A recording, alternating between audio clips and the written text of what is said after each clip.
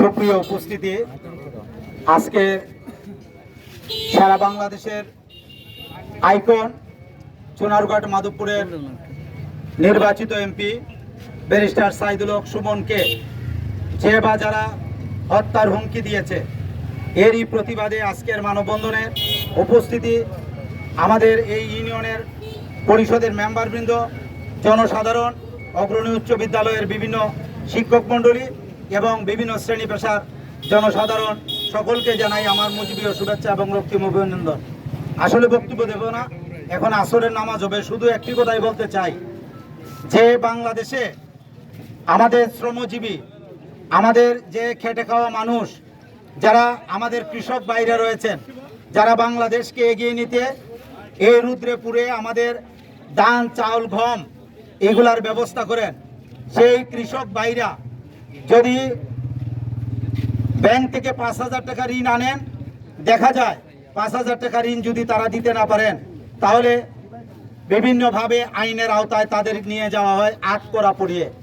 কিন্তু বাংলাদেশ থেকে হাজার হাজার কোটি টাকা যারা পাচার করেছে তাদেরকে আইনের আওতায় আনা হয় না, বরং তাদেরকে নিরাপদে বিদেশ যাওয়ার ব্যবস্থা করে দেওয়া হয়।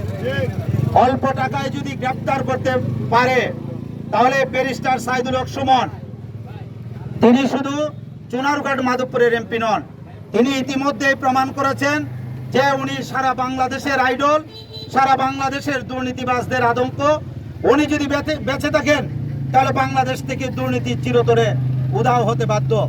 তাই সকল দুর্নীতিবাজরা, কুচক্রী মহল, যত ষড়যন্ত্রকারী রয়েছে, তাদেরকে যারাই ওনাকে হত্যার হুমকি দিয়েছে অতি সত্বর চিহ্নিত করে আইনের আওতায় এনে দৃষ্টান্তমূলক শাস্তির ব্যবস্থা করবে, সেই আশাটুকু আমাদের মাননীয় প্রধানমন্ত্রী জননেত্রী শেখ হাসিনা, যিনি মানবতার মা, যিনি বাংলাদেশকে জিরো টলারেন্স হিসাবে ঘোষণা করেছেন, দুর্নীতির বিরুদ্ধে উনি যুদ্ধ ঘোষণা করেছেন, ওনার আন্তরিকতায় আমরা বিশ্বাস করি ব্যারিস্টার সাইদুল হক সুমনকে যারা হুমকি দিয়েছে তাদের অবশ্যই দৃষ্টান্তমূলক বিচার হবে।